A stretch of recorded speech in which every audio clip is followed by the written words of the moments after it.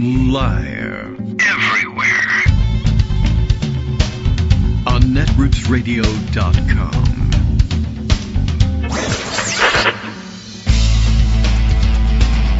David Waldman, Kagro, in the morning. Now, here's David Waldman. Hey, good morning, everybody. How you doing? Are you in a major fight with the president or anybody else for that matter? It is Friday, June 6th, 2025. Time to get rolling one more time for this week. And then probably to get to work on trying to get some material together for the end of next week and the following as I take off into the sunrise. I'm heading east, southeast. All right. Well, at any rate, how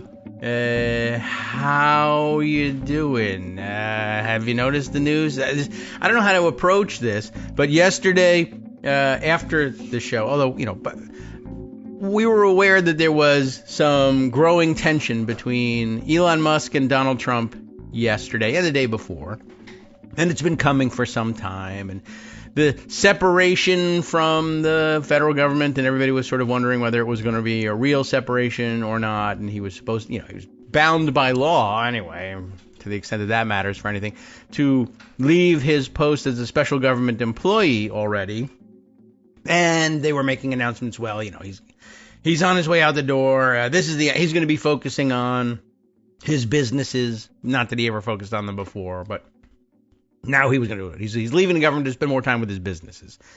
And I do think he actually has fewer businesses than children. That ratio is something. He certainly wasn't going to leave to spend more time with his kids. And I think, by the way, little X may have stayed in government, might actually be living at the White House at this point.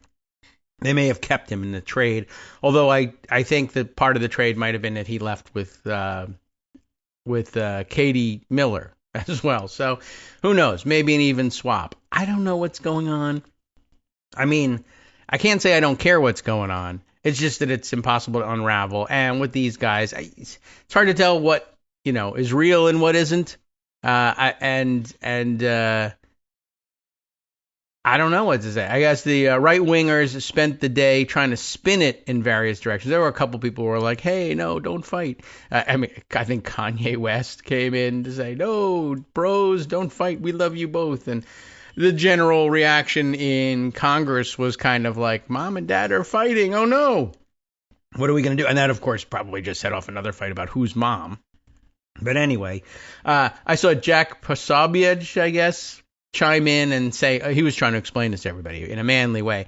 It's like you two have, I forget what terminology he was using. He used some things that I'd not seen before.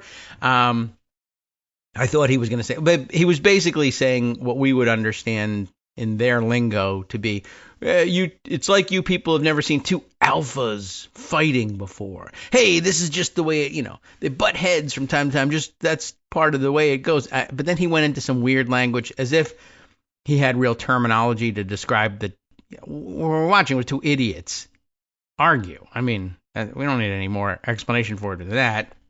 But I forget what he used, but it was something about, it wasn't alphas, but energy, something, yada, yada. But, and I might even be able to find it in TweetDeck here. Not TweetDeck, but the deck for Blue Sky. But, it just wouldn't matter a great deal if you knew what it was that they said. But then he went into this terminology. Here it is. Some of you can't handle two high agency males going at it, and it really shows. And I only remember that now because I see that General J.C. Christian was making fun of that and borrowed that line. And then he said something else about it. This is direct communication, parentheses, which he labeled phallocentric, which is not really, again, the flex that you think it is. And then, as opposed to indirect communication, which he labeled to be gynocentric. And I don't know where he gets this garbage from. Anyway, General J.C. Christian had the right approach. Some of you can't handle two high agency males going at it, and it really shows. There's a picture. The head of the person is cut off in the photo, and probably by design, but I guess a guy standing there and he's like shaking off, trying to get a male poodle off of his leg, humping his leg. And the fact that it's a poodle, I think, really just adds to the whole picture. So I don't know. The guys are fighting. And of course, we're also being counseled at the same time by a lot of pundits and elected Democrats. Don't pay attention. It's just a distraction. And I understand the impulse to try to handle it that way, but that's actually the way most people just describe anything that isn't their issue. That's a distraction. But it can't be just a distraction when you have an aspiring autocratic dictator fighting with the other aspiring autocratic dictator who might, very well at some point attempt to overthrow the other one. They kind of, between them, run your government for better or for worse, and can certainly create enough chaos to ruin your day, if not your life. It's not really fair to say, well, don't pay any attention. It's a distraction. Now, you might be blindsided by a self-driving Tesla at some point. Look both ways before you cross the street. It's okay. That's not a distraction.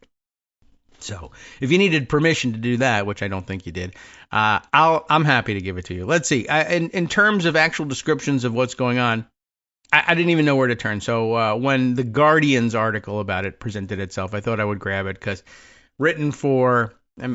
increasingly written for the U.S. audience, but, generally speaking, comes to us with a still generally British perspective. So I thought maybe stepping back just a hair might help explain what was going on in a more factual way. Impeachment, Epstein, and bitter acrimony.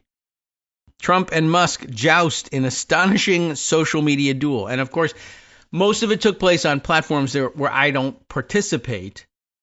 So it was difficult for me to get the feel like it was really happening in real time. Though many people made valiant efforts to force me to feel like I was watching it in real time by screenshotting it from one or the other of the two platforms where I don't participate and, squeezing it through, shoving it under the door so that it was on Blue Sky, which I appreciate knowing what's going on the one hand, and on the other hand, I'm here to get away from that. But we had to hear about this. Tensions over the Republican spending bill burst into public view as the president's relationship with his former advisor deteriorated, and the fact that there's actual supposed policy, well, at least a policy bill, a bill that purports to be policy making, which, by the way, shouldn't be. This is being protected from the filibuster by being shoehorned into reconciliation, and there's really not supposed to be, certainly not this much direct legislation in a budget-related bill, in a reconciliation bill. Not supposed to be any in the budget, but anyway. But that's the vehicle that they're using, and that's important too, right? I mean, the idea that Musk would revolt against this thing. And then there's, of course, all sorts of recriminations about why each one is taking the side they're taking. Trump just accusing Musk of abandoning the one big beautiful bill because it ended electric vehicle subsidies. But that was in the bill for a long time, and that was coming down the pike for a long time. Self-driving, in fact, down the pike for a long time. And it was interesting that at the time he made no objection to it. I was wondering why Musk was just saying nothing about ending that. It would be such a huge revenue stream. But I guess maybe he was being placated by grabbing other contracts from the government. And now, in the fight, one of the things you have to kind of anticipate when you get in a fight with someone like Donald Trump, who's ostensibly in control of the government, is he's going to start threatening to use government leverage against you in that fight. You can say all you want. I don't like him.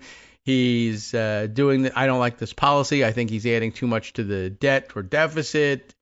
I think he's focusing on the wrong things. And he hits back with, I'm going to revoke all your contracts and who knows what else. Steve Bannon was on his podcast radio show thingy saying Elon Musk should be deported to South Africa, maybe stripped of citizenship. Like, I didn't mind, but now that I was listening, but so here's the Guardian's more coherent reporting on all of this. They also noted in I guess a second subheader here that Tesla share plunge amid Trump feud wipes $152 billion off of the companies, their valuation, I guess.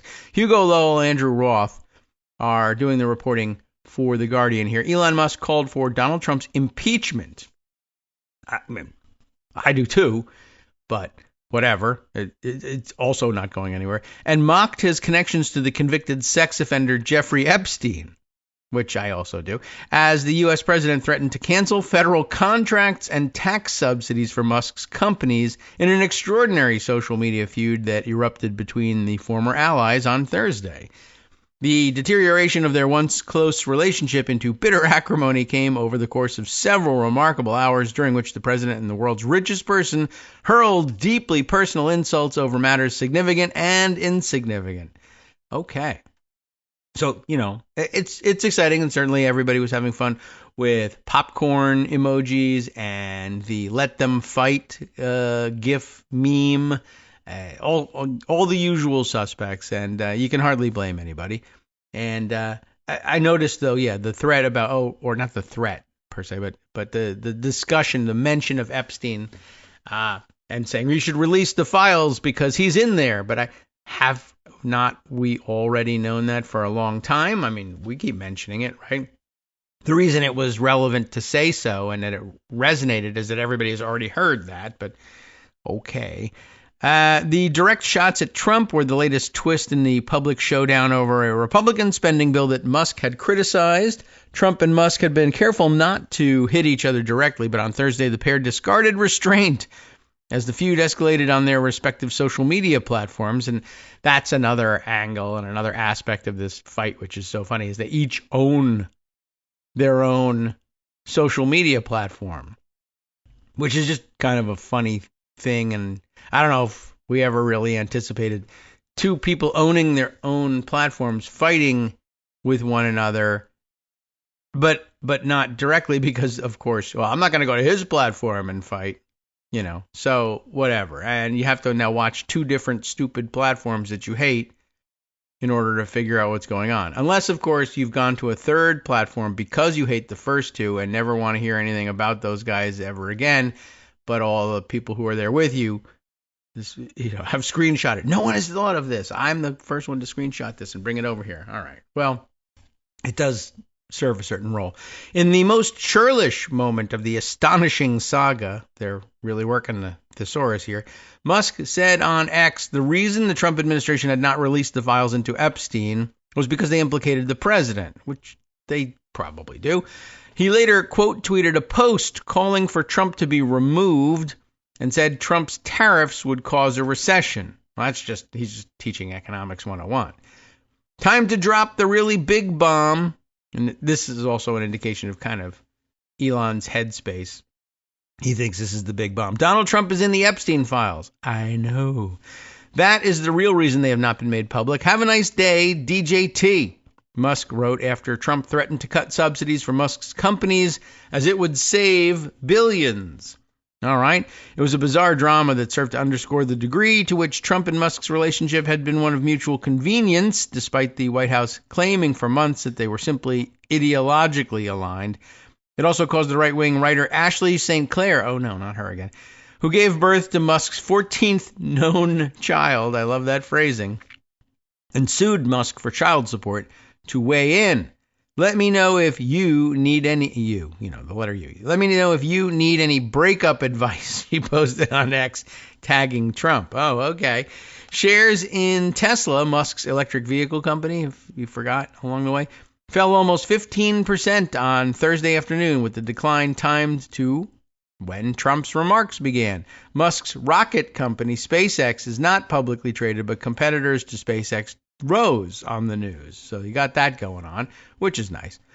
For weeks, Musk has complained about the budget bill and used the nonpartisan Congressional Budget Office estimating the bill would add $2.4 trillion to the deficit over the next decade as an opening to condemn the legislation as a, quote, an understated fashion, disgusting abomination. That's, it's probably not going to go well from there. But on Thursday, Trump appeared to finally have had enough of Musk's complaints, speaking in the Oval Office as the German Chancellor, this is another story, Friedrich Merz, who I just am dying to call Fred Merz, looked on in bemusement.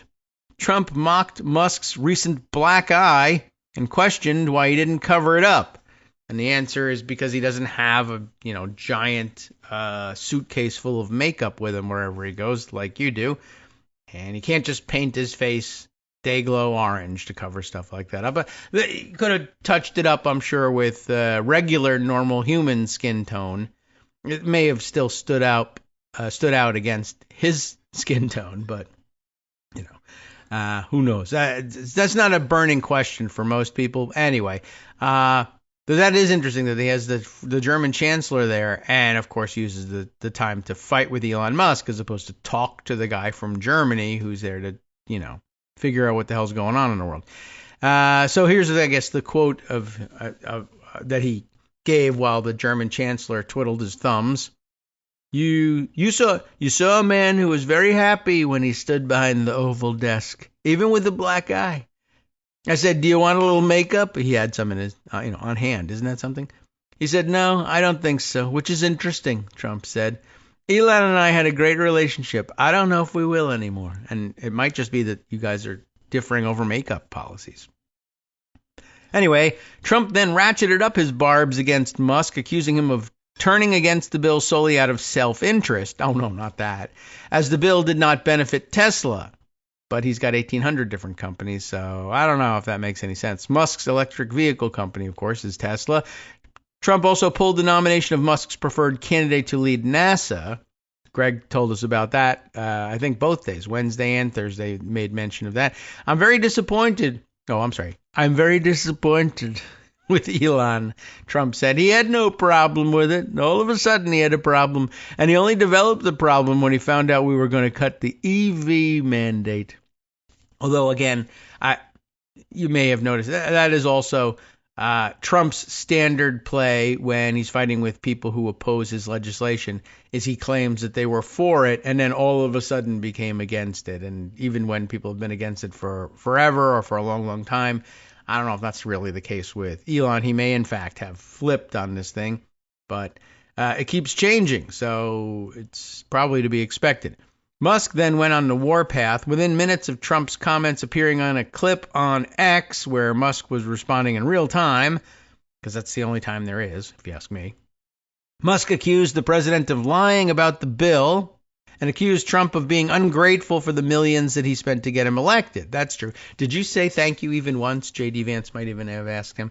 And J.D. Vance may eventually ask that, too. He may get the idea in all of this that somehow, what if Trump's force or Musk's forces somehow prevail in all this? After all, he's got the most money of anybody anywhere, and for a while was kind of put in charge of the government. Could he depose Trump or call for his impeachment and get an answer in Congress? No, I don't think so. But if he did, J.D. Vance presumably ascends to the presidency, and that would likely make the Elon Musk, Peter Thiel faction very happy. I think that's the reason that they wanted J.D. Vance on the ticket in the first place. I don't know if they're going to get along any better than anybody else, but I don't know. Anyway, you had to have seen this coming with Donald Trump. He has no relationships that don't turn sour. Sometimes they sweeten back up again, but this is the way it goes with Trump. And for Elon Musk to think it was going to be different for him is just another, display of insane ego. But okay, I'm happy to watch it. Where did we leave off? Oh, right. Trump also pulled the nomination of Musk's preferred candidate to lead NASA.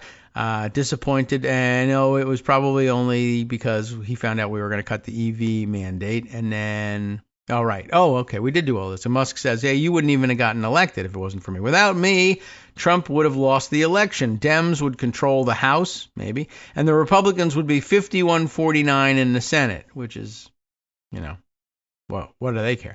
Musk said in a post on X, he added, such ingratitude.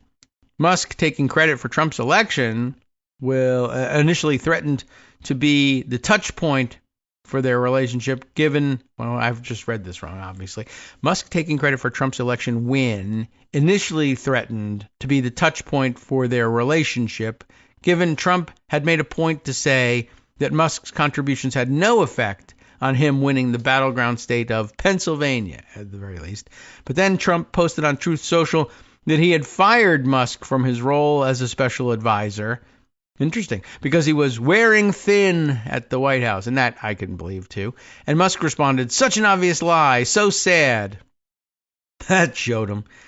Anyway, it was less than half an hour later that Musk fired off his Epstein tweet, in effect accusing him of being a part of an alleged child sexual abuse ring linked to Epstein, using a dog whistle for the MAGA movement to try to set them against the president. But I don't think that's even possible. I don't know if there's anything you could do to reprogram MAGA from the outside against Trump.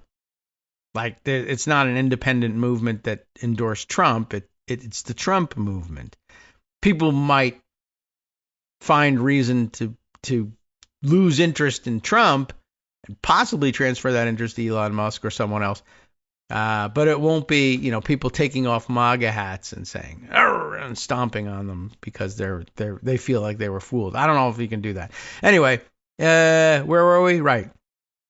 Accuses him of the Epstein thing. In doing so, Musk ignored his own connections to Epstein, and why not? In 2014, like Trump, Musk was photographed at a party with Ghislaine Maxwell, a former Epstein girlfriend and sex trafficker on his behalf, really, who was convicted, in fact, in 2021 on charges that she helped the financier's sex trafficking activities. The public feud comes after a remarkable partnership that lasted longer than many Democrats on Capitol Hill and in Trump's orbit predicted. Musk spent hundreds of millions of dollars on Trump's re-election campaign through his specially created America PAC, which shouldered a large portion of Trump's door-knocking campaign, although the actual impact of that ground game effort is unclear. So, factually, dispassionately, you've now been briefed on, the part where I was reading the other person's writing, you were dispassionately debriefed on the situation. I kept messing it up by adding my own commentary, but what else can you do with something like this? Let's see. There's a lot of things that I parked that have Musk in the photo anyway, and we might as well just run through these things more or less chronologically as they got planted in pocket in its final months, whatever. Something from the Washington Post. May I offer you something from the Washington Post? How about this one? Trump races to fix a big mistake. Hard to believe him racing anywhere, of course. And it's certainly not something he's going to admit is a big mistake. Not his big mistake. He will blame it on Elon Musk. Because what's the mistake? DOGE fired too many people.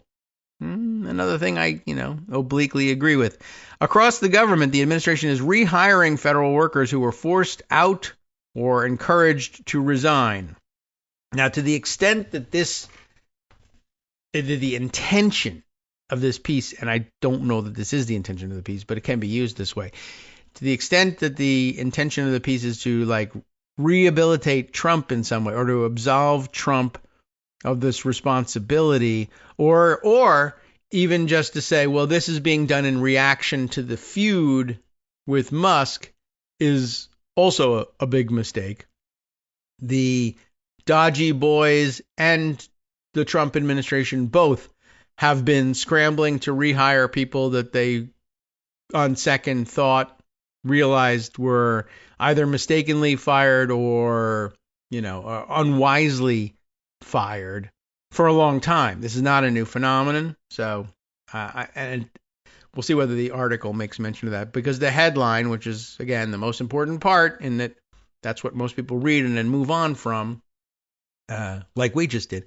We haven't moved on yet, but that's always difficult for me. But yeah, if people read that and walk away, they come away with the impression, oh, okay, now that they've had their fight, Trump has second thoughts about DOGE. But he was having those second thoughts the whole time. All right, Hannah Nathanson, Adam Taylor, Merrill Cornfield, Rachel Siegel, and Scott Dance. That's, again, what was that? 1, 2, 3, 4, 5 names in the byline, an increasing phenomenon in the big papers covering big topics. So I guess it makes some sense. Although maybe that helps explain why they're casting such a wide net trying to fill the gaps in the newsroom with opinion writers from outside the Washington Post. But that's a story for another day. Early this spring, the Food and Drug Administration fired nearly 50 workers in the Office of Regulatory Policy, only to turn around and order them back to the office with 1 day's notice. Thank you so much for rehiring us. It doesn't work quite like that, but after dismissing thousands of probationary employees for fabricated, quote, performance issues, right? Why did they do that? Remember, in some cases, they actually ran headlong into the law where it said you can only fire people for cause. And rather than try to fight their way around that or insist that it was the president's right to fire them for no cause, they just said, what if the president lies and says he is firing them for cause? So how do you do that? You tell people, you put a note in their file. Actually, poor performance. We've given you all kinds of awards for good performance in the past, 6 years. But today you're a poor performer. That way we can fire you for cause. So after doing that to thousands of people in the IRS, they reversed course and told them to show up to work in late May after tax season is over for some reason. And some staff at the U.S. Agency for International Development, USAID, dismantled in the first days, actually put through the wood chipper, right, according to Elon Musk, who's now on the outs, of course. After being dismantled in the first couple days of the administration by a gleeful Elon Musk and his cost-cutting team at the U.S. DOGE service, checked their inboxes this month to find an unexpected offer. Would you consider returning to work for the State Department? Across the government, the Trump administration is scrambling to rehire many federal employees dismissed under DOGE's staff-slashing initiatives after wiping out entire offices. And, let's see how that's going. Hi, I'm Scott Anderson, the guy that writes the daily summary for this show, Kagro in the Morning. Thank you to everyone that supports this show. Many of you send donations through PayPal, Patreon, Square Cash, Radio Public, and so on. Some of you write your own essays and send them in, or read articles with your own commentary. We appreciate it. Now, some of you are listening to this and thinking, I'd like to help, but isn't there something I could do that wouldn't require money or effort? Why, yes, there is. You can just like us. On Daily Kos, they call it the recommend button. YouTube has a thumbs up. There are hearts and likes and love buttons. Tap our love button. Tap our love button every day. Share our shows and summaries on Facebook and Twitter, YouTube and iTunes, Stitcher and Amazon. Most of these places allow you to write a review, so a sentence or two would be great. Recommend us to social media, or tell your friends to listen to the show. You aren't just helping us, you're helping them find their new favorite thing to listen to. You could change the world. So thank you in advance from me and everybody else in the world. All right, welcome back now to the Kagro Morning Show here on Roots Radio. Okay, got it in there. Yes, we were in the middle of reading the story from the Washington Post about the Trump administration suddenly coming to the realization again, for the second or third time, that they had let DOGE fire too many people. I mean, we did hear these stories, right? They fired all the people who were responsible for transporting nuclear weapons around the country, although why they were transporting nuclear weapons around the country was never entirely clear, but that's for me to know. It's, I'm sure, a need-to-know basis only, and I don't know it. But things like that, and we heard these other stories, other agencies trying to hire people back, or firing everybody in the office only to find out that the only person who knew where the key to the closet where they kept the paper clips was, and trying to hire that person back, or at least get them to contact them and tell them where the keys are, all kinds of crazy stuff. So many other such examples.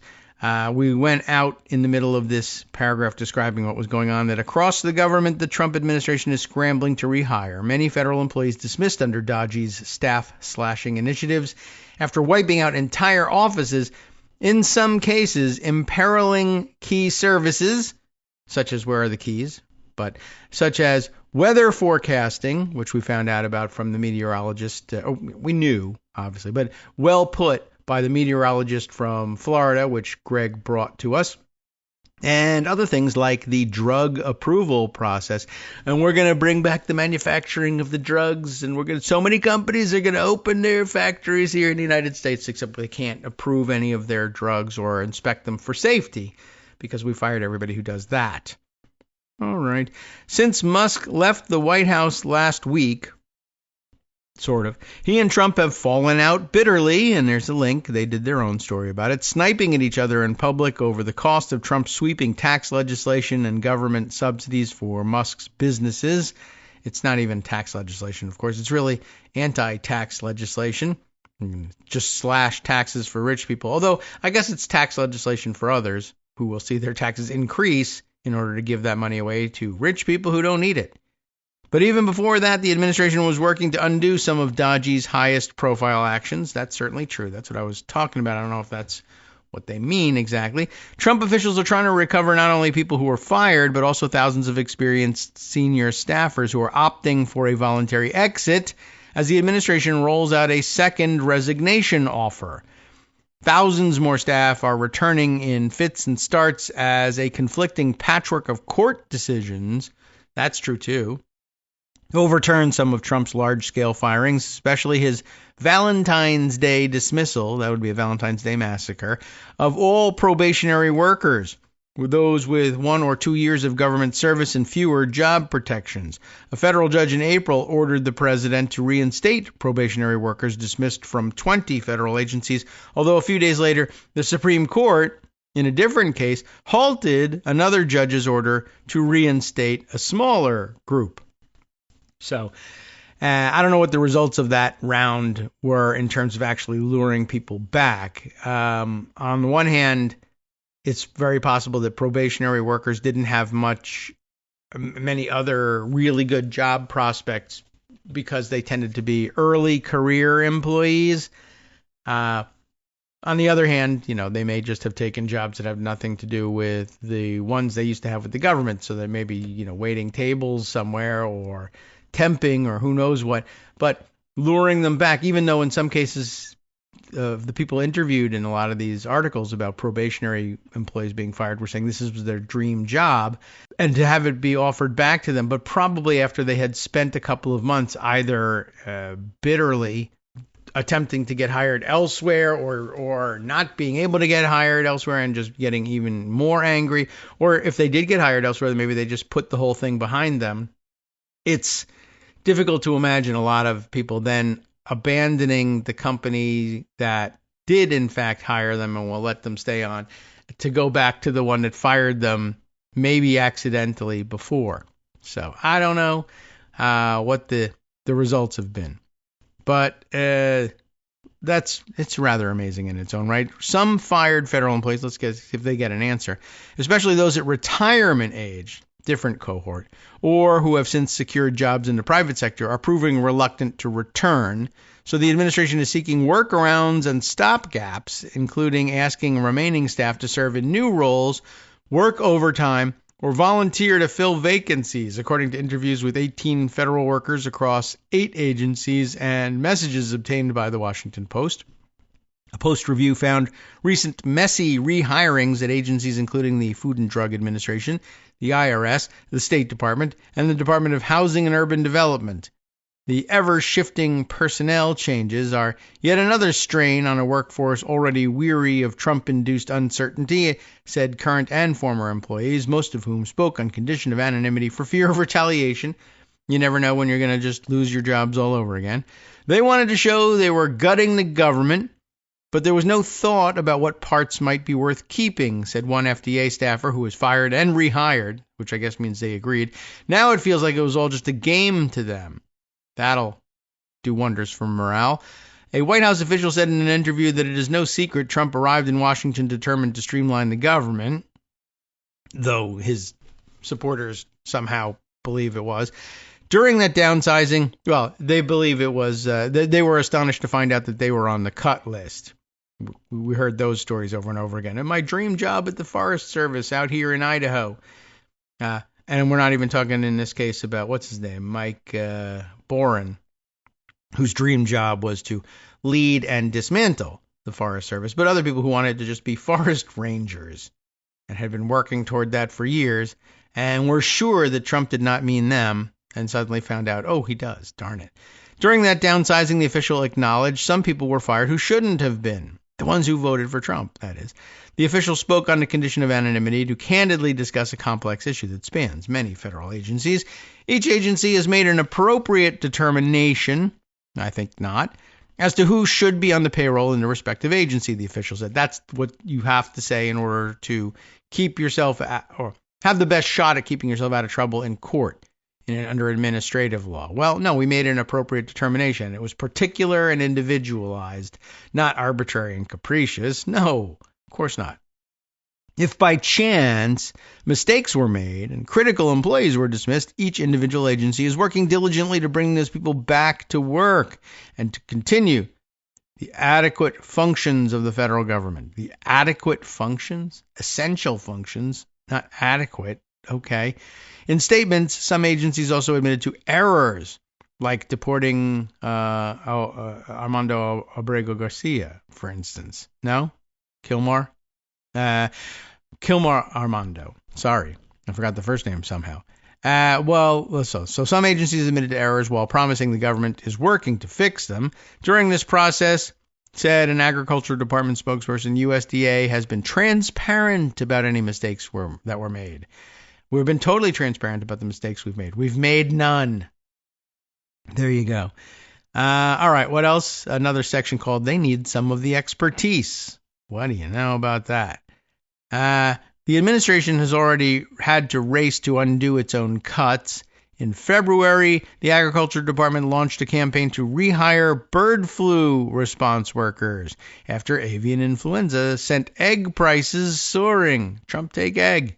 That same month, the Trump administration fired nearly 17% of the National Nuclear Security Administration's workforce. That's what we remember. Temporarily imperiling the safety and security of America's 5,000 nuclear warheads before hiring them back after an outcry. Part of the outcry, of course, was, well, it's not really so much that you're endangering America's 5,000 nuclear warheads as you are endangering the entire world and its population because there are 5,000 nuclear warheads in the open. You know what those nuclear warheads are for? What they do? Yeah, I'm not worried about the warheads. They're built to explode. They don't care. They've manifested their destiny when they do explode. They're happy about it if they have any feelings about it at all. It's the rest of us who won't have any feelings about it afterwards who really are in trouble. Anyway, in recent weeks, other agencies have seen similar patterns. All the agencies are losing nuclear warheads. At the start of April, the FDA let go of thousands, including laboratory staff, librarians, and those who helped manage the budget. Don't need any of that.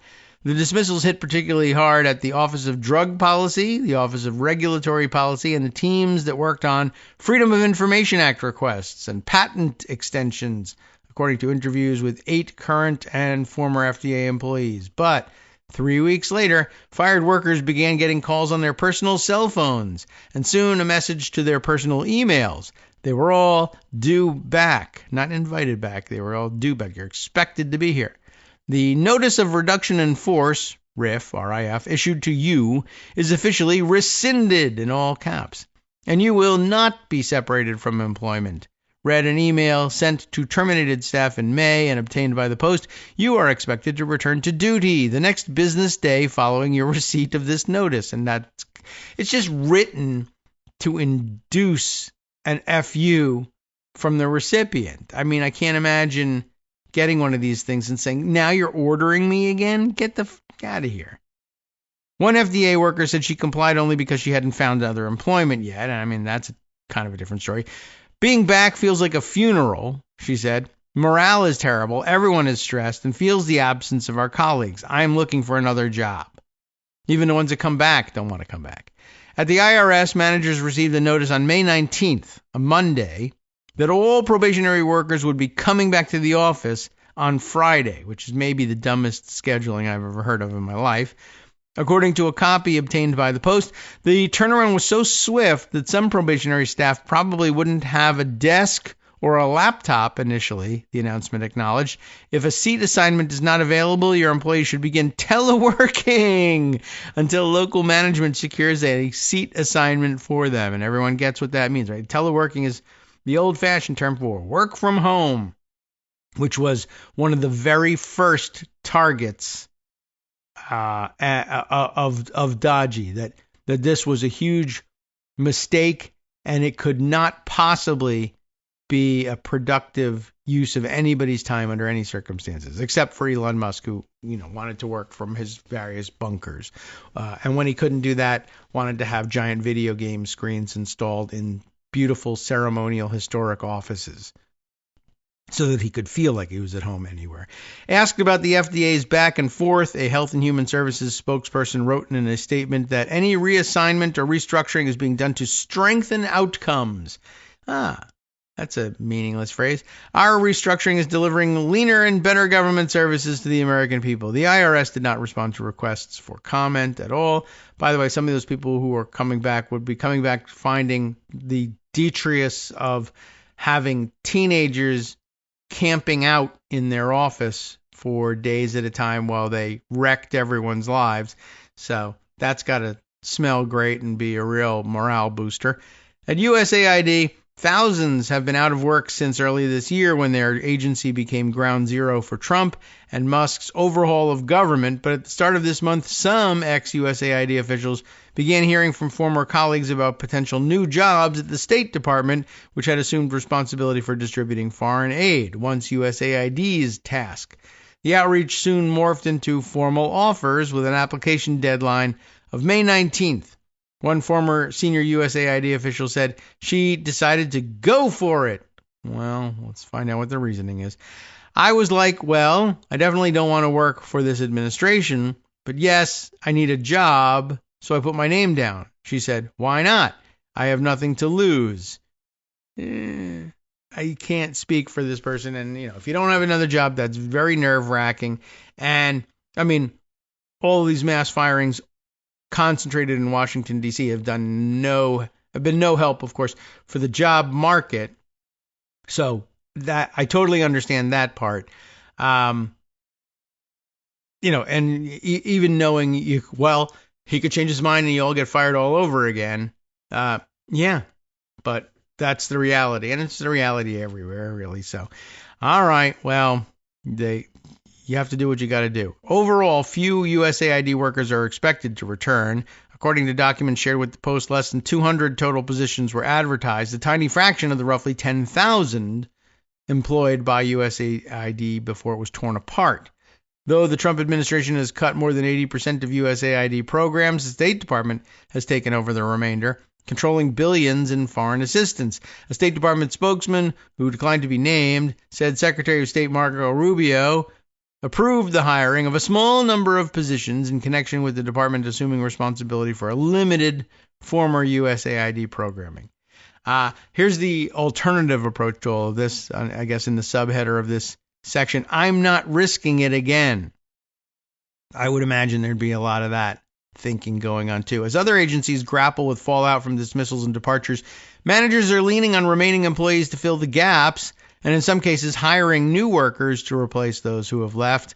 At the National Weather Service, waves of DOGE-led early retirements and probationary firings left some local forecasting offices without enough staff to maintain 24/7 operations, while others lost the ability to launch as many weather balloons, a key forecasting tool.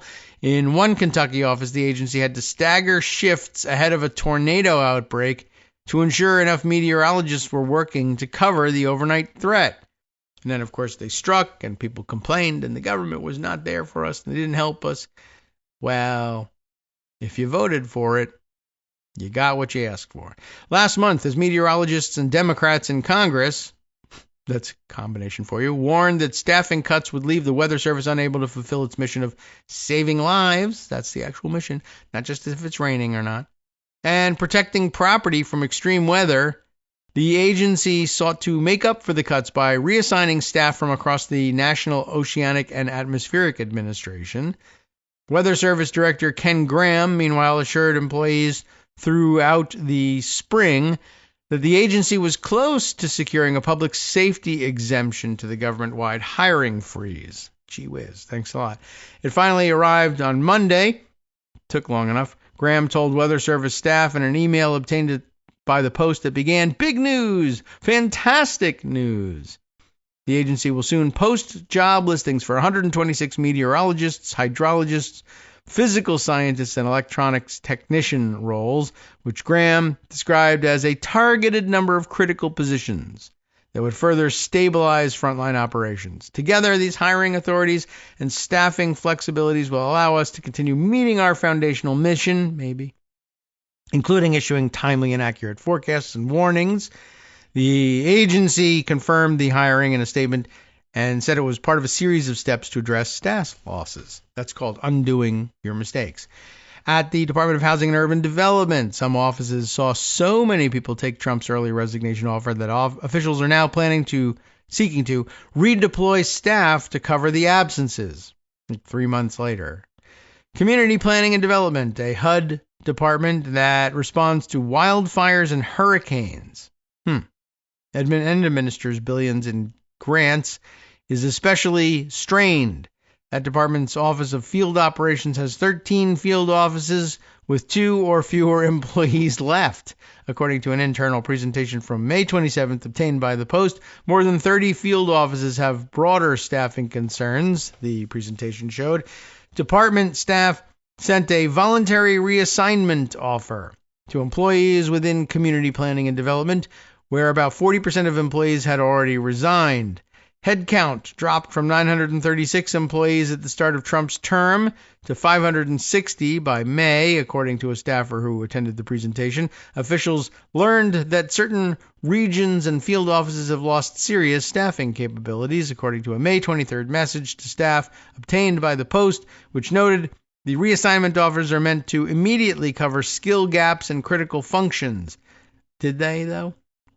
No, they're meant to.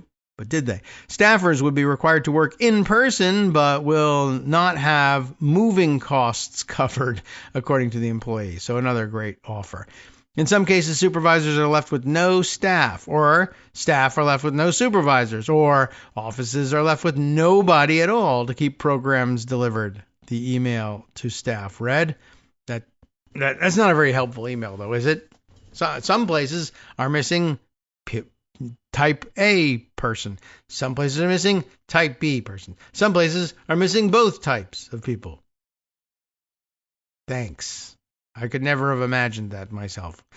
A HUD spokesperson wrote in a statement that given roughly 2,300 employees are taking the opportunity to find a new path, that's a quote, it only makes sense that the department would have a plan in place to ensure that mission-critical functions at the highest quality service to rural, tribal, and urban communities remain uninterrupted. That would make sense. It's just not what was happening. Within the FDA, the Center for Drug Evaluation and Research is struggling to recover from the loss of too many timekeepers. Personnel who handle pay, leave, and travel logistics, emails show. A plaintive message sent to the center's staff in early May noted the department is still working on a long-term solution for our timekeeping needs. It asked for volunteers. If folks are willing to be trained as a timekeeper or have prior timekeeping experience, it doesn't have to be recent, the missive said. Please respond back to this email and let us know if you're interested. I guess that the higher-ups who didn't get fired, who do travel perhaps on behalf of the agency, are having difficulty, I guess, getting reimbursed for everything or getting paid for the time that they're actually putting in on this. And that's because there's nobody around to do all the calculations. The agency is big enough that you just need people full-time working on those calculations. In other agencies, managers are having to fix problems from Trump or DOGE-driven restructurings at the Social Security Administration's call center in Wilkes-Barre, Pennsylvania. IT workers were told by managers in mid-April that they needed to request a transfer or face possible firing, said Barry Sue Bryant, president of the American Federation of Government Employees, Local 2809. Nearly all of the 40-plus workers in that office did so, sending their laptops and spare equipment to the agency's Baltimore headquarters and awaiting a new assignment, while the union attempted to explain to leadership how essential these employees were, Bryant said. We are critically understaffed in all of our departments, Bryant wrote in an email to leadership. Having systems and employees down is not contributing to the goals of this agency. But of course, they were talking to 19-year-old kids who'd never done anything more than level up in Minecraft, so they didn't give a crap one way or the other, and instead went on TV with Jesse Waters and did interviews about their nicknames. But management would soon find out on their own. A specialized scanner that can quickly input forms and scan barcodes broke down and was unusable for a day. Customer service representative who was supposed to answer the 800 number couldn't take calls for 3 days while her computer was in disrepair. It really sent everyone for a loop, Bryant said. You'll fire all the IT people. Why not? After all, IT's not hard. I'm a 19-year-old gamer. I think I know everything there is to know about IT. So go ahead and fire those people. And if you need something fixed, I'll fix it. No? That won't work. Okay. After 3 days, the agency told the union the decision had been reversed. The employees got back their equipment and resumed their normal jobs in Wilkes-Barre. But how much did it cost to send all their equipment from Wilkes-Barre, Pennsylvania to Baltimore and from Baltimore back to Wilkes-Barre for no reason at all? I don't know, but any penny of it, every penny of it was waste. And you know how that stacks up in the hierarchy of worries alongside fraud and abuse.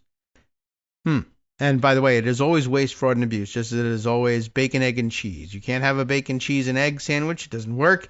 And you can't go after waste, abuse, and fraud either. That's also out. Asked about the IT workers, the Social Security Department, agency, administration. They didn't say which. Social Security provided an emailed statement from an unnamed official whom it declined to identify.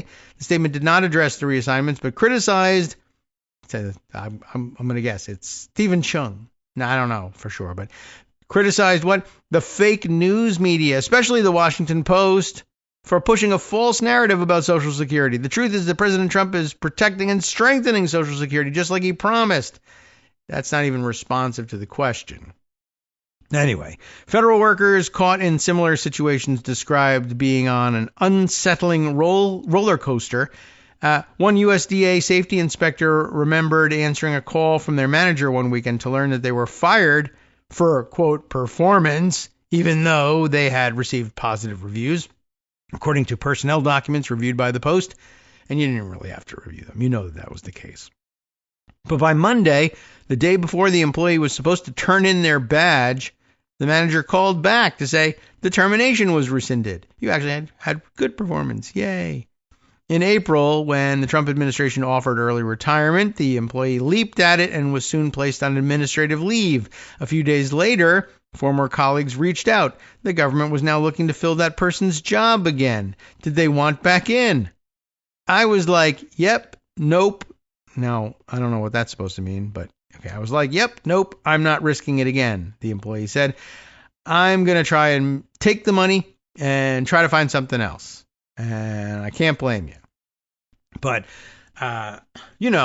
this is very strongly strong, obviously. We're going to fire everybody, and it's fine because if you actually need them, like if it turns out that was super dumb of you to fire everybody, well, just hire back the people that you need. That's a great way of handling things. That's the way a business would handle it. It's not the way a business would handle it. Absolutely not. Okay. So we find that to be remarkable at the very least. All right, let's see. Coming up on the next break here, so I want to figure out which one do we think we should shoehorn in. How about this one, the more speculative of the two? And then we can take a quick break, gather up a little more information about some of the things that we need to present you the other stories of the day. The Kyiv Independent. I think we've hit this source before for something else that was sort of left fieldish and speculative in a way that I wasn't 100% sure about, but, sounded like something to raise a awareness of. And now I don't remember what that was. I should search the archives and see if I can find out whether it ever panned out. Here's the new one from Tim Zadorozny. Zadrozny. That's my best attempt at that last name. Sorry, Tim. Writing in the Kiev Independent, Moscow. How do you like this for the fallout of the Trump-Musk feud? Moscow ready to grant Musk asylum if necessary amid rift with Trump, Russian official says.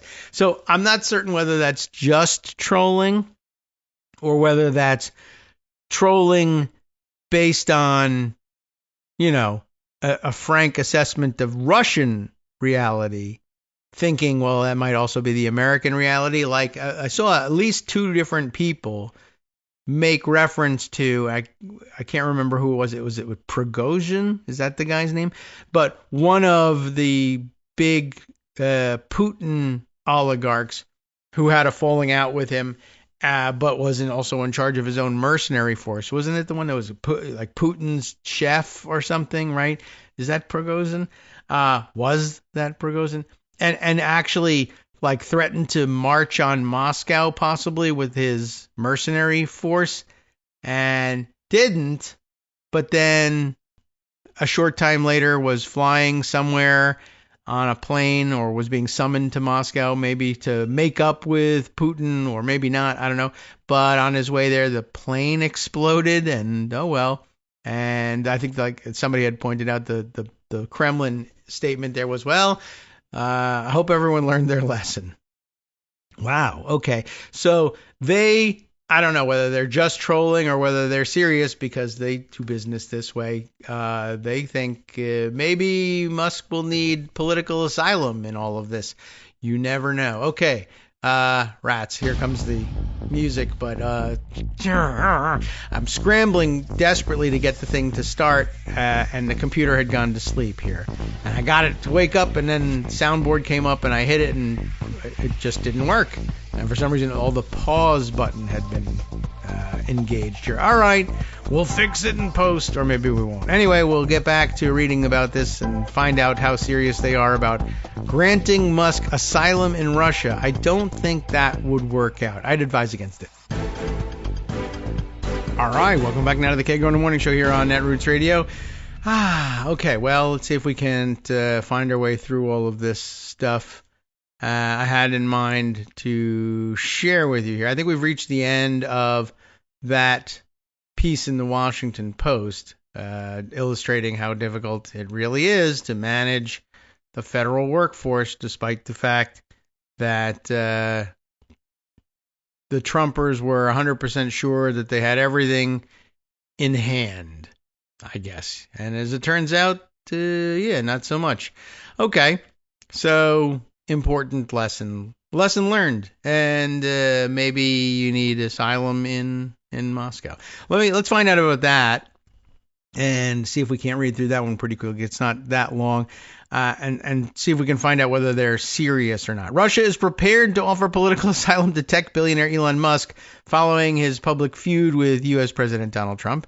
Dmitry Novikov, deputy chair of the State Duma Committee on International Affairs, said on June 6th, that's today, but it was June 6th there earlier than it was here. You get the idea. I think Musk is playing a completely different game, that he won't need political asylum, although if he did, Russia could certainly provide it, Novikov told the state-run news agency TASS. The remarks came after Musk's 130-day stint as head of a temporary federal commission ended on May 30th. It's interesting to see how they describe it.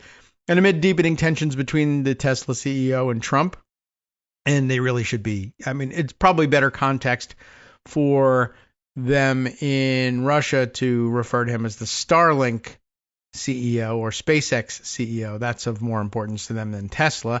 The feud began when Musk publicly criticized the administration's big, beautiful bill, a sweeping tax proposal that economists warned could expand the U.S. deficit by $600 billion. It's an interesting number. Maybe that's year one. Trump responded by personally attacking Musk during his meeting with German Chancellor Friedrich Merz on June 5th. And that's worth mentioning, too. We'll get to that. In his Truth Social post, Trump said that Musk, quote, just went crazy, which is interesting because, of course, that's how he described Putin as well. that he just went crazy. That's interesting. Musk replied on social media that Trump owed his electoral victory to him, claiming that without his influence, Democrats would have maintained control of the House. Dmitry Medvedev, deputy chairman of Russia's Security Council and a frequent purveyor of anti-Western rhetoric, joked on X that Moscow would broker peace between D and E, referring to Trump and Musk, in exchange for Starlink shares. Don't fight, guys, Medvedev wrote, and that's clearly just your basic trolling. Musk was a key figure in Trump's campaign and an early administration. You heard all about that. Let's see. There's also, he led efforts to dismantle the USAID, which had provided $37 billion in aid to Ukraine. Remember, we're reading from the Kyiv Independent here. Despite initially supporting Ukraine and providing Starlink satellite systems to bolster military communications, Musk has increasingly echoed Russian narratives. The billionaire has falsely claimed that President Volodymyr Zelensky has little support in Ukraine and accused Kyiv of waging a never-ending draft meat grinder. He also lobbied against U.S. military assistance to Ukraine, arguing it only prolongs the war, a line frequently used by Kremlin officials to discourage Western backing for Kyiv. Musk's comments have earned praise from Russian officials and propagandists, including state TV hosts and military bloggers who now view the billionaire as a sympathetic figure. So this had been presented along with comment that insinuated that this was how clearly Trump, or rather Musk, had started parroting the Moscow line, that they were ready to jump in to assist him with an offer of asylum. So, I don't know. I don't know how much there is to that. I don't know how much of it is trolling. I don't know how much of it is they just think everybody murders their oligarchs. So maybe they really need to make that offer. But I thought you might find it interesting. So I've now mentioned the visit of German Chancellor Friedrich Merz twice. And it is of note because, of course, it was an embarrassment. And not only Trump using the occasion to spout off about someone completely different who had nothing whatsoever to do with the subject at hand, but also just to, display basic, like, schoolboy level ignorance about kind of everything. Mediaite has a report on the meeting, the substance of which is of no interest, of course. Oh, we're going to have to turn off the video here. Although maybe I should play it on the big computer so that we do hear the video clip of the meeting. Did I not park this thing there? Maybe let me pocket it. I must have. That's how I found it the first time. All right, I can find it here. German Chancellor. Oops. I'm here, Mr. President. Hold on a second. No, I didn't want you to play immediately. I wanted you to wait until I got to the original content, and then I could press the pause button. Will it give me a chance? Our Mediaite is not super helpful as, this way. Auto-playing, not a great idea. Anyway, German Chancellor objects when Trump cracks that Nazi defeat was, quote, not a great day for Germany. It's weird. And maybe the best thing to do is I should have just let that video roll here. Let me see if we can jump in. In life's unexpected of course moments, it's going to be insurance matters. with plenty of ads. The first time in Pocket, it went straight to what I wanted. But if you actually go to the Mediaite site, they got to play you an ad. And of course, it's going to be one we have to wait for the prompt to skip. And now that means we got to pause the actual video, go back, turn the volume back up, and then we can finally hear Friedrich Merz. The trials and tribulations of running a live show. I'm here, Mr. President, to talk with you later on how we could contribute to that goal. And we all are looking for measures and for instruments to bring this terrible war to an end. Okay, so obviously, now I see the context. They're talking about cooperating on the Russia-Ukraine war. I'm distracted, of course, by the gold spray-painted doodads that they've stapled to various surfaces of the Oval Office. You've seen it before. All right. So he was trying to find the right words in English to say, yeah, let's work together on the Ukraine war. And then he makes mention of an important fact, and Donald Trump blows it, essentially, right? And may I remind you that we are having June 6th tomorrow. This is D-Day anniversary. D-Day. Right, exactly. And so we have the proper D-Day sound effects to go with it. And of course, it's going to take us some time to find it, but all right, here we go. It was supposed to be all lined up so that it was nice and smooth, but hey, it didn't work that way. But yeah, he reminds him it's D-Day tomorrow, and that's of special significance in the North Atlantic Alliance, right? We understand that. Trump, not quite, but we first need our D-Day introduction. It's D-Day, everybody. D-Day.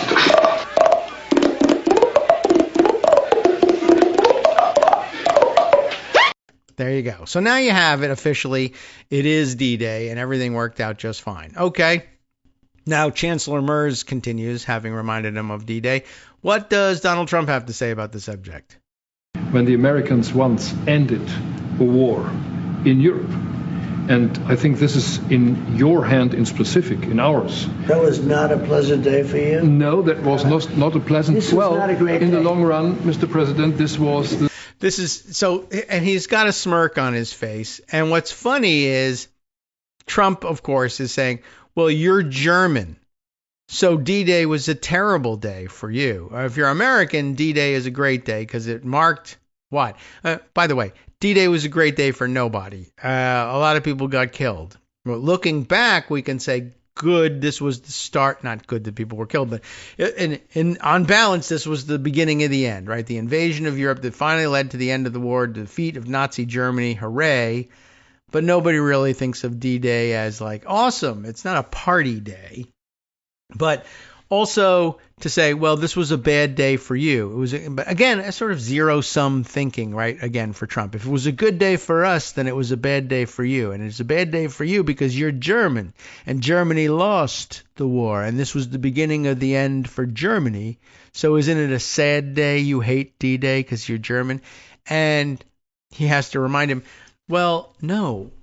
It was the beginning of the end for Nazi Germany. And I'm German, but I'm not a Nazi.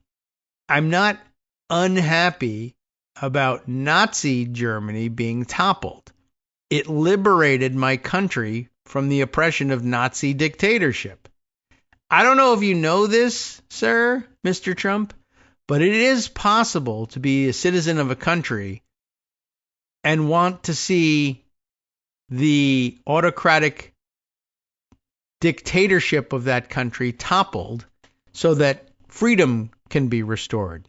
I don't know if you're aware of this whole situation, but that could be happening. It could be happening even in your own country. But it did happen in Germany.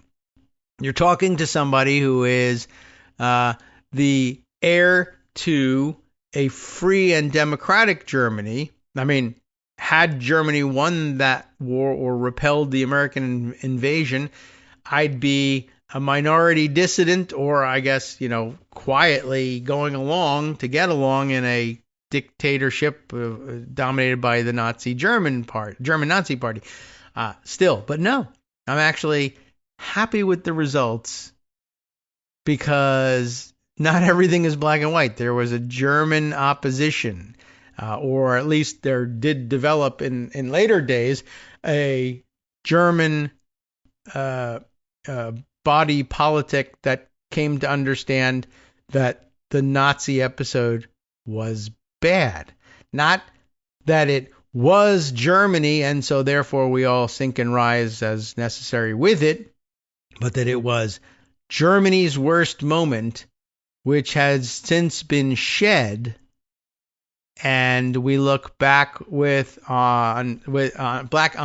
some shame and and I don't know what, embarrassment, and we're glad of the new regime. But no, that would never. Trump can't parse like that, and it's a great illustration of just how outclassed he is in every way by every foreign leader. I'm sure there's somebody somewhere who's just as dumb as he is, but not in a critical position.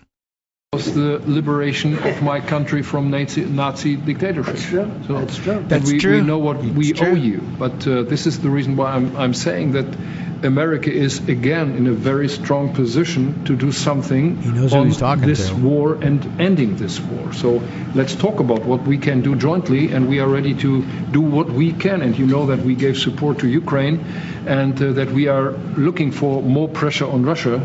The European Union did, and we should talk about that. All right. So yeah, he knows who he's talking to, and he has to explain it on a third grade level. And Trump's sort of nodding along, and then when he says let's work on ending the war and helping Ukraine, the nodding stops. But he's okay on nodding on stopping the war because he thinks stopping the war means letting Russia win. But anyway, I just thought that was rather interesting and revealing to show that it was beyond him initially to think about what must the leader of current democratic Germany think about D-Day and the defeat of Nazi Germany during World War II. And the answer is, well, Germany is Germany. So he's mad about D-Day. Learning experience if he lets it sink in. Does he do it? No, probably not. Okay. Moving on to other areas here. I found this interesting, and I guess we don't have to actually read the article per se. It's an opinion piece in the Washington Post from Karen Tumulty.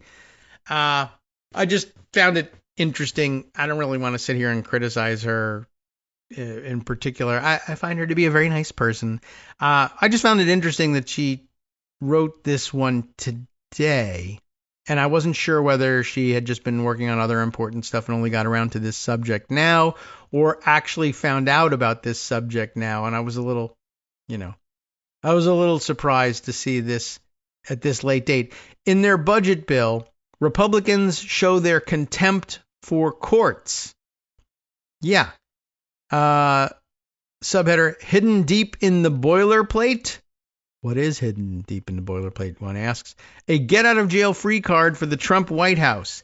This posted yesterday at 6 p.m., or 5:59 if you really care to know, to find one of the most dangerous efforts by President Donald Trump and Republican leaders in Congress to trample the power of judges who stand in their way. You have to dig more than 500 pages into what they have christened, without embarrassment, the One Big Beautiful Bill.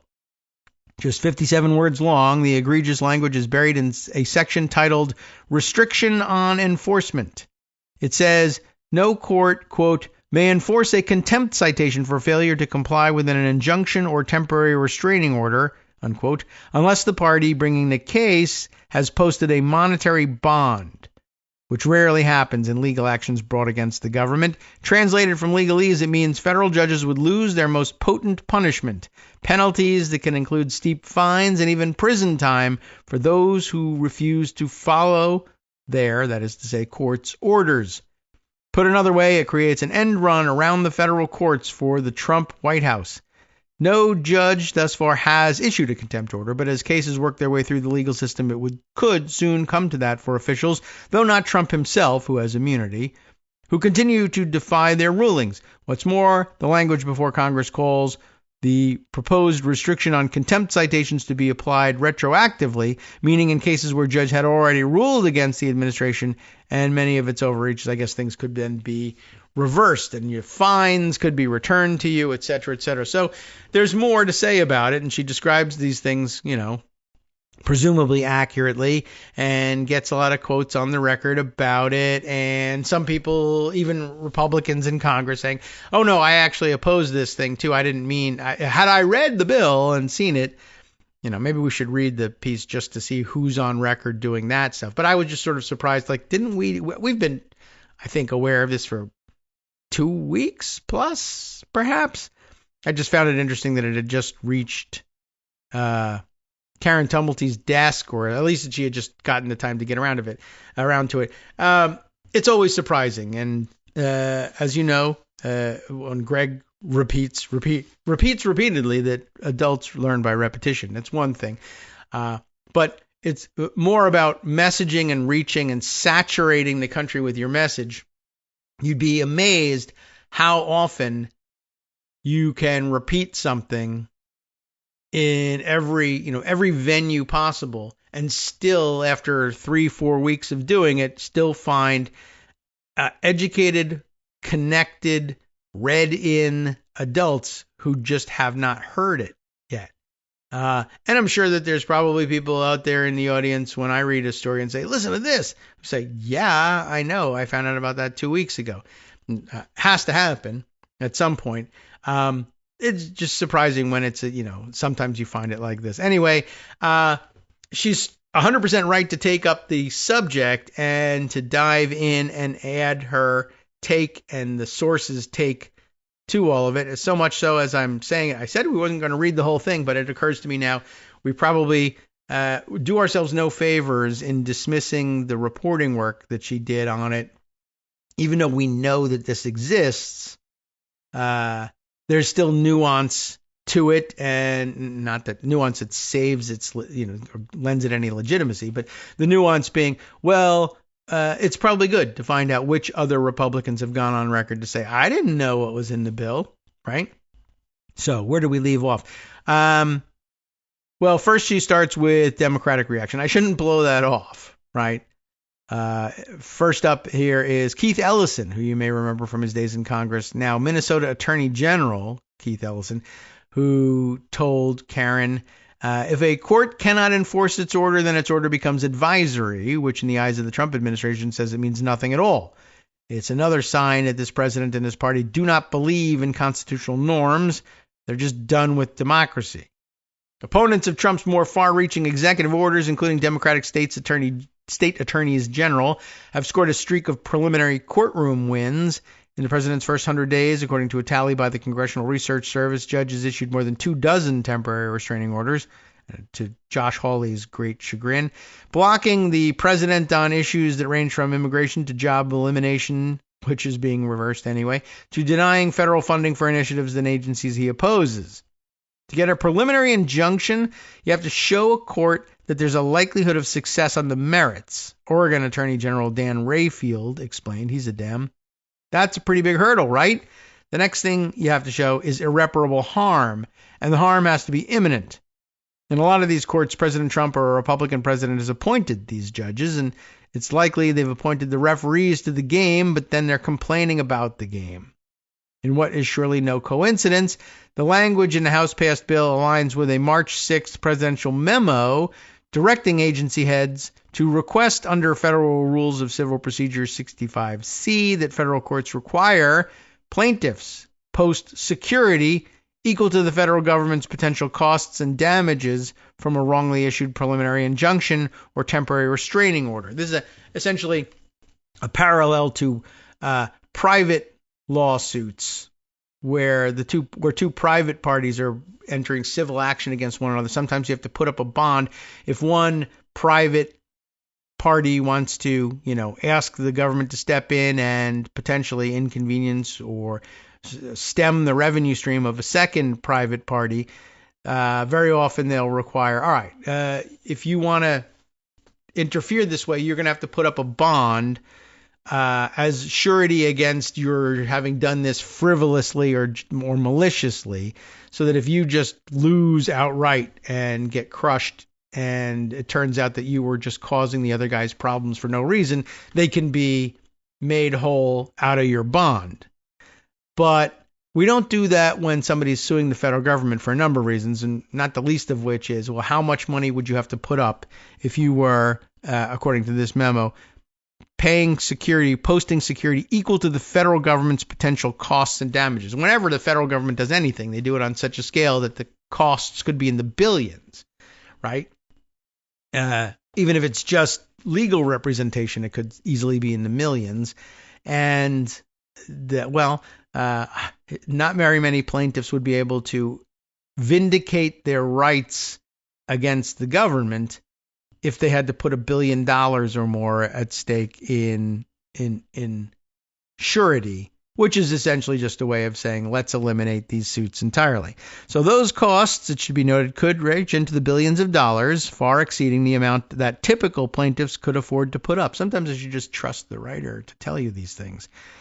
All right. Now that the bill has reached the Senate, it will become subject to a different set of procedural rules. It can pass with a simple majority as budget reconciliation rather than having to meet the 60-vote threshold that regular legislation requires to overcome a filibuster, but only if all of its provisions have a direct impact on the deficit. Under that standard, the language limiting the ability of judges to issue contempt citations would appear to be an obvious target for the Senate parliamentarians who toss out of the bill. How many times have we seen things we wanted tossed out like that? But while senators have traditionally shown deference to the guidance of their nonpartisan parliamentarian, they broke with that norm last month when they overturned a waiver that allowed California to set air pollution standards that are stricter than the national ones. We did hear about that. All of this hasn't gotten nearly the attention it deserves, which is to say, I guess this is like, that's sounds like reporter speak for I just found out about this. It has gotten, nothing has gotten all the attention it deserves. That's absolutely true. And it can always use more. Anyway, it hasn't received the attention it deserves, including, here's the point of reading all this, by lawmakers themselves. Representative Mike Flood of Nebraska, Republican of Nebraska, has said he would have voted against the bill if he had been aware of what was in it. This provision was unknown to me when I voted for the bill, Flood said at his town hall event. We heard about that. We heard the audio from it. We cannot support undermining our court system, and we must allow our federal courts to operate and issue injunctions. Before the vote, more than 20 House Democrats signed a letter to Speaker Mike Johnson demanding that this provision be stripped from the bill. But of course, he doesn't care about that, and they heard nothing back from the speaker. There's so much right now to be upset about in terms of the lawlessness of this administration, and honestly, there's so many letters floating around that people are just getting overwhelmed, said Representative Laura Friedman of California, Dem, who marshaled signatures on the letter. Every day there's something else it's awful going on, and even more, you can be sure, is submerged in thousands of pages of boilerplate legislative language. So, okay, it was a waste of time after all. I wanted to give her the benefit of the doubt. We already knew that Mike Flood had said that, and there were no new names. I saw names in there, and I thought, in scanning, well, maybe we'll pick up an extra Republican name or two. But now so far it's just Mike Flood that I've heard of, but presumably there might be one or two more in there who say, oh yeah, I shouldn't have voted for this bill after all because of this. All right. To return to another subject, something I wanted to read you the other day, couldn't shoehorn it in. The New Republic had this piece on, I guess, the still developing story of the travel ban, the latest attempt at a purported travel ban, which is supposedly, if it's real, going into effect on Monday. So it hasn't happened yet, and it doesn't make any sense. But this is a story about how it doesn't make sense and how, if the sense you're looking for is, give me something that doesn't make any sense, this will suddenly make that kind of sense. I guess. Does that make sense to you? Not to me. I'm going to have to read this. Trump signs travel ban full of contradictions.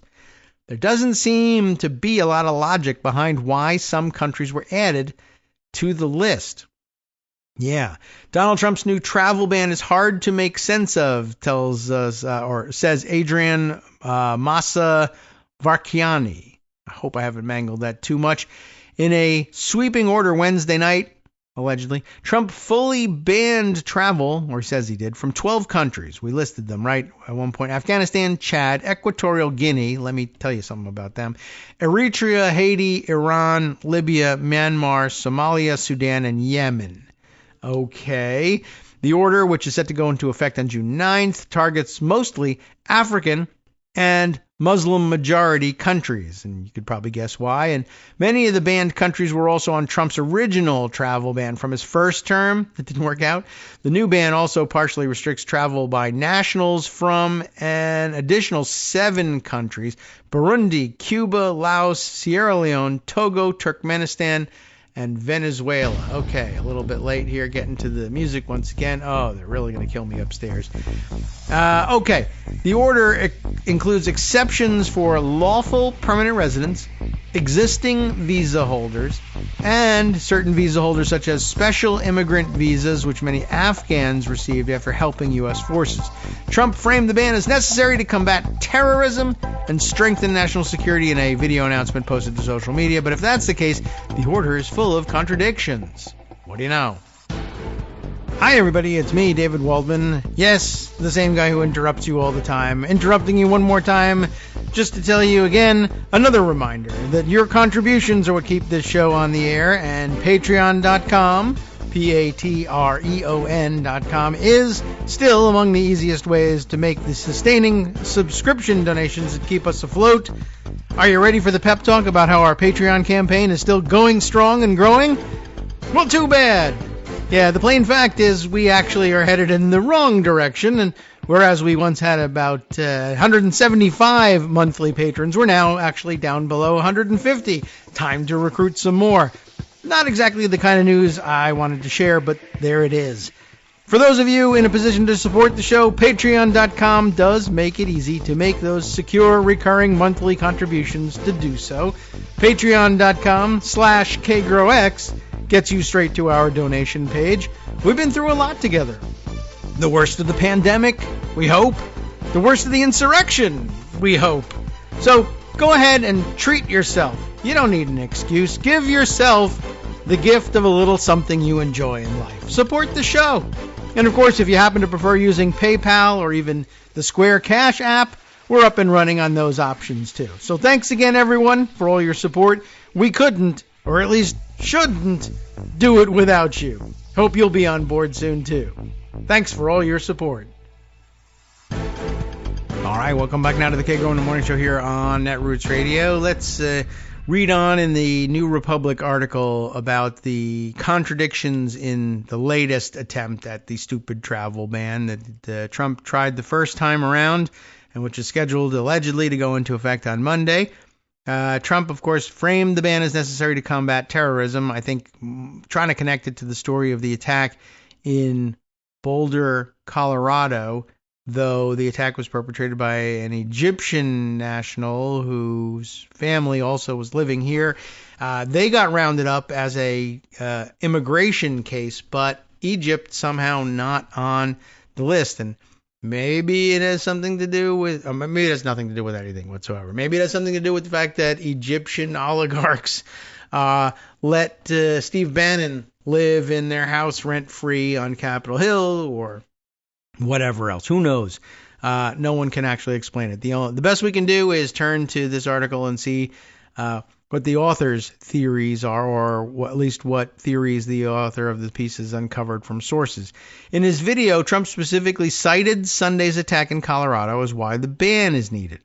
The recent attack in Boulder, Colorado, has underscored the extreme dangers posed to our country by the entry of foreign nationals who are not properly vetted. This is a teleprompter speech if I ever heard one. As well as those who come here as temporary visitors and overstay their visas. That was the story on this guy.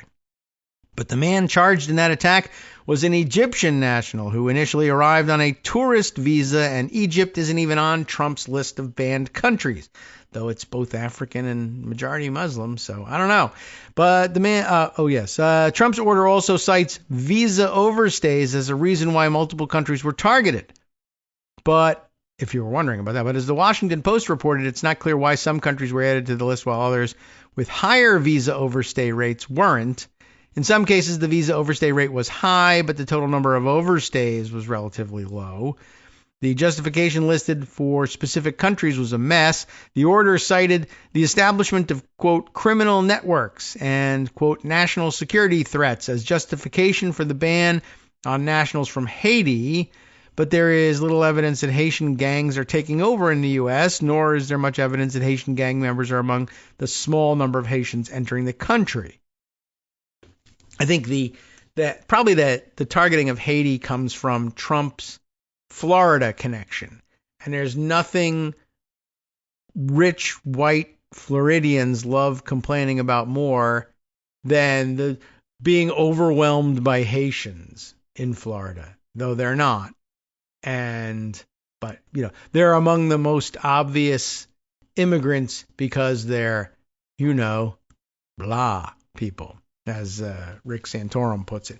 And I guess that's really it. And of course, most Floridian conservatives have been conditioned just mentally to exempt Cubans generally, just because they've been generally Republican in their slant. When they get naturalized and they vote, they're voting conservative Republican, so they're A-OK with them. And I don't know whether, if it were the case that Haitian Americans, naturalized Haitian Americans, voted heavily Republican. No, it doesn't work. It's the skin, guys. With these people, it's the skin. That's what I can tell you about rich white Republicans who are complaining about it, and poor white Republicans who complain about them. That's just the racist way of life. Sorry. So, yes, little evidence that Haitian gangs are present at all, but what the hell? Why not? We'll blame it on that because they are black, and white Republican conservatives in the rest of the country will believe us because they're black, and that's what they see on TV when we say gangs. Though we are trying to recondition them to think about Hispanic people instead.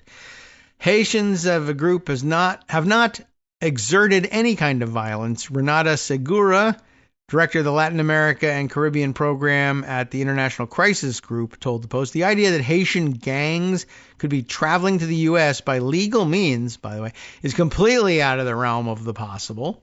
It's an interesting way of putting it. And in the case of Venezuela, which is facing partial restrictions, Trump's order claims the country has, quote, historically refused to accept back its removable nationals.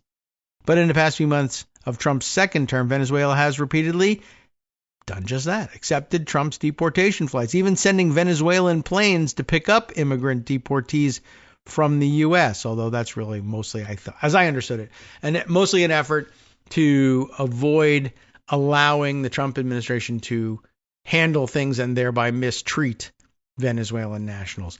For those trying to make sense of Trump's logic with this order, don't even bother. All right. Well, it was an interesting observation. But speaking of the mention of Equatorial Guinea, I just wanted to point out that for those of you who even notice, and it's not clear to me how many people drop by the daily posts on Daily Kos, where we just announce to see if anybody happens by who has never heard of the show. We let everybody know that the KITM show is going live at 9 a.m., providing a link to the Netroots radio stream for it and instructions on how to listen later if they can't listen right away. And, it's just morning chatter, whatever, to fill the time and fill the space. Although I've been, I added a couple of regular features to it, like counting down the number of days left to certain benchmarks. And if you don't take a look and you just need to be updated, a reminder, we're about 8 days away now, a week and a day. Tomorrow, Saturday, will be 1 week from the next big planned nationwide protest day, this time programmed in opposition to Trump's weirdo dictator parade. In my birthday / dictatorship parade in Washington, D.C. And Bill in Portland, Maine, actually checked the weather report on this one, by the way. It could be ruined by rain, but even where it isn't, it will likely be problematic. Temperatures in the 90s. It's a difficult day to be outside. Not a great day to be stuck in a tank either or marching around. And the tanks, are already assumed, will ruin the streets, the surface of the streets, and maybe even break water mains, another great thing to do at 90-degree weather, as they parade through the streets at Trump's command. And, of course, don't worry, we've been reassured that all of the damages will be paid for by the Army, which is, of course, to say paid for by you, which is, of course, to say go F yourself. He knows that this is going to cause problems, and he just wants to see tanks. which is stupid. Anyway, that's coming up in 8 days, 117 days, by the way, until the legal, quote unquote, legal funding for what's left of the U.S. government runs out again. That'll be the end of the fiscal year. But, we've now passed the 120 days mark on that. So it's getting there. As they fight over the big, beautiful bill, they will not have finished their work, no doubt. And we'll probably be playing with government shutdown once again in the end of September. How many more days of Trump's term of office if you're using the Constitution as a guideline anymore? 1,324, unless, of course, Elon Musk removes him from office somehow before then. 515 days until the midterm elections, if we have them, and 576 days, if we do have those elections, until we would seat the new Congress. The other repeat feature of these things these days is my use of the random country generator. The country picker is what I used to use, but now one called Picker Wheel, that has a nice, fun, big spinning wheel of fortune with sound effects and everything, and then it plays a little song when it selects the country of the day. Why are we selecting a country of the day? We're just checking to see if at random can the picker wheel pick a country that Trump will threaten to invade that very day. And usually the countries are very little danger of being targeted by Trump. Sometimes they, in fact, are, and those are worrisome. And it's not entirely clear what we plan to do if we hit the bingo on that one. But anyway, today's random country pick was the country of Guinea. And we heard, of course, that Trump had targeted with his travel ban Equatorial Guinea, and they are not the same country. And, not everybody keeps up to date on the geography lesson, on the political geography lessons of the countries of the world. Not all of them, anyway. But here's something that is a little bit of trivia. There are 3 separate African countries with Guinea in the name. And as you say them, or as I say them, you'll probably say, oh, yeah. Or maybe even, I didn't realize, 2 of them weren't the same ones. So there's Guinea. Now, immediately to the north is Guinea. Is it Bissau or Bissau? I don't know how you pronounce that. Bissau, and I should have looked that up beforehand. And I'm aware of this, and I'm aware of this difference. And, my quick skim, I was sure, well, how did that happen? And usually the answer is, oh, well, that's a colonialism thing. Yeah. Guinea was a French colony, and north of there was a colony. It was Portuguese, I think, colony.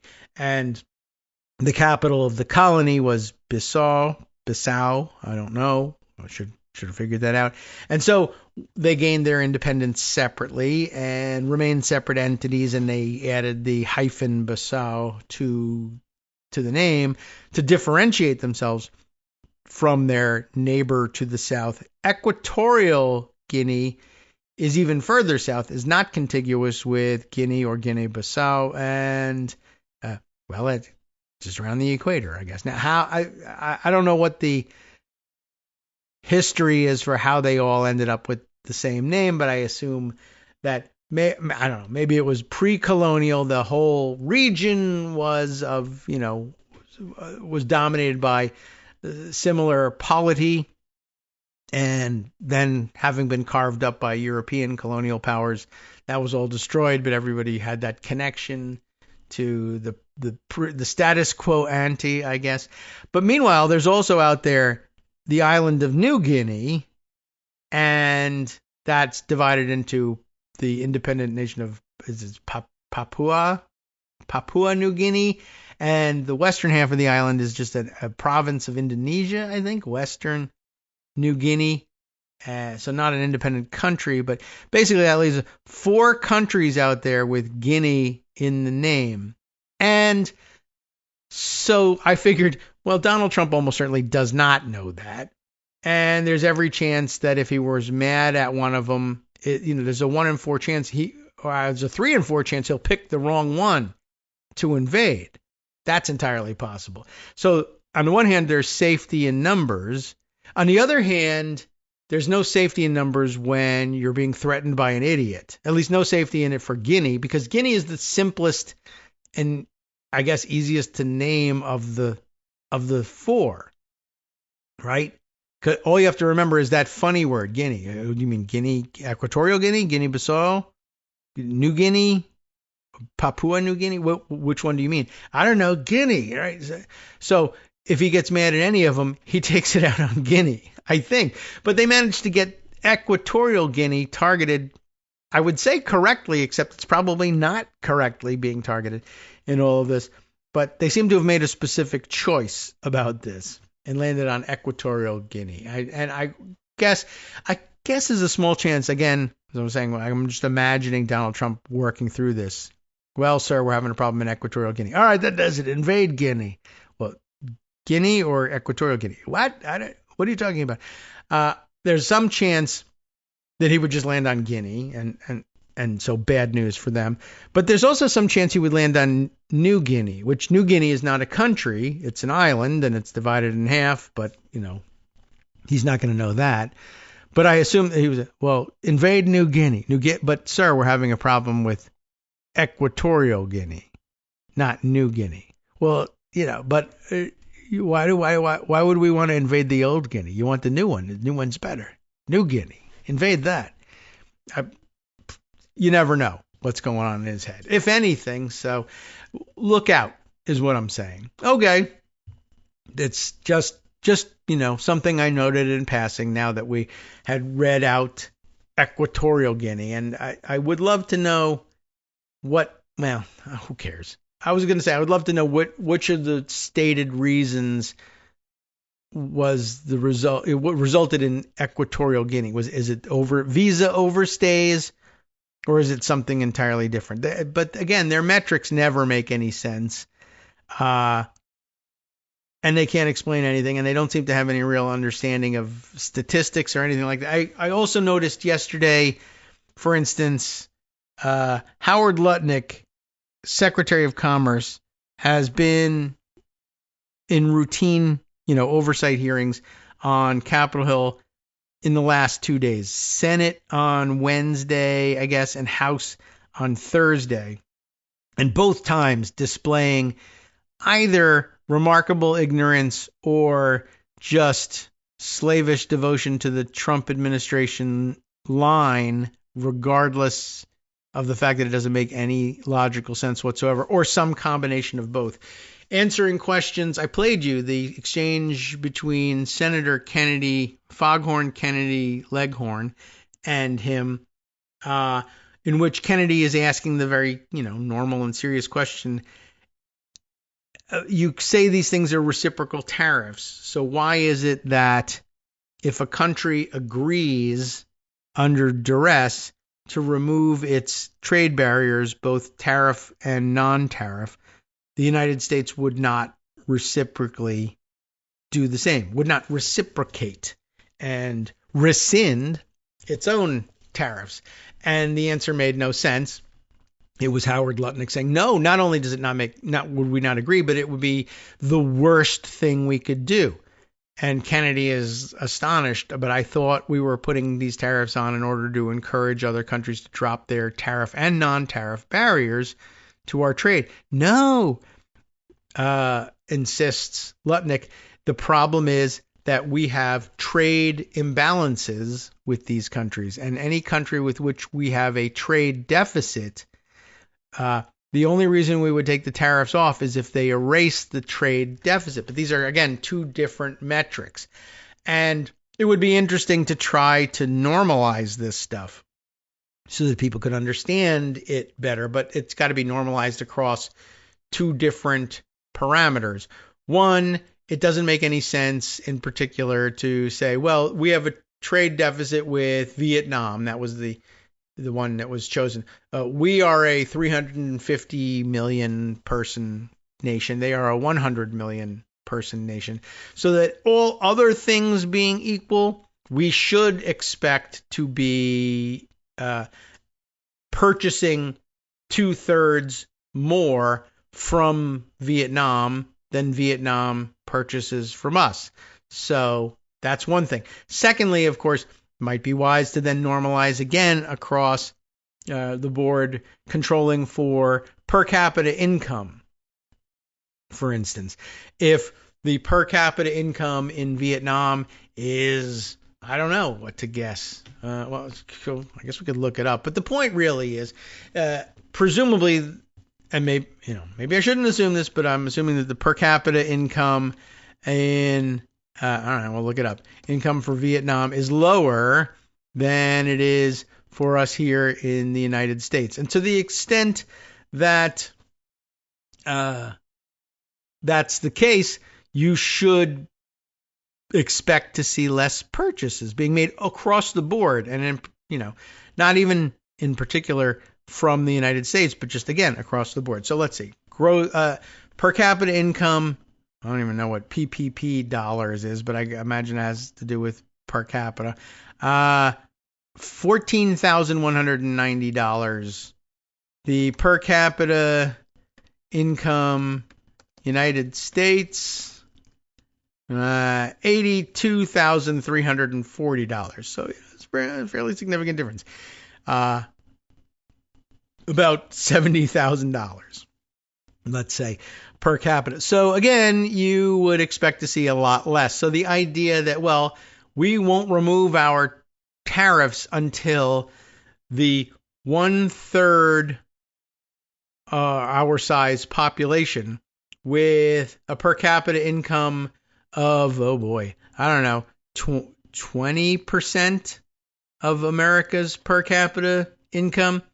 They need to step up and buy 2/3 more per capita from the United States than the United States buys from them, and they need to do it with 20% of the income. Well, that's not likely to work out. So that's really just pretty damn stupid to begin with. Then Lutnick went to the House on Thursday and had another interesting exchange with who? Let's see. I got to look this one up. It's identified in the video here, but I don't know her. So I'm going to have to try and scoop up Madeleine Dean. Okay. And Madeleine Dean is from Pennsylvania and is engaged in this exchange with Lutnick just yes. Oh, and I guess maybe here is the video as well. Can I get the Wikipedia page on Congresswoman Dean here? All right. Pennsylvania's 4th district, just in case you wanted to know, and including all of Montgomery County, a suburban county north of Philadelphia, as well as northeastern portions of Berks County, with the Lehigh Valley fall in there, certainly nearby, in case we were wondering. All right, so interesting, and a Dem, and easy to understand how she ends up in this confrontation with him. But can we get the video on that one? Because the exchange there, well, I don't know. Maybe to make this long story short, I'll use Aaron Rupar's summary, essentially, of this. She's brought a prop with her, and she asks Lutnick, hey, what's the tariff on bananas? She goes on at some length, bananas. I love bananas. I eat one every day. What's the tariff on bananas? And Lutnick basically answers. It's summarized here as generally 10%. What he says is it depends on what country they come from, but generally speaking, the countries that supply us with bananas are tariffed at 10% these days, the default minimum. And she points out, Walmart has already increased the cost of bananas by 8%, which is to say that they're passing this increase along to consumers. Now, which then causes Lutnick to launch into his standard speech about, hey, if you want to avoid the tariffs, make it in America. If you build in America, there's no tariff. And Dean has to remind him, we cannot build bananas in America.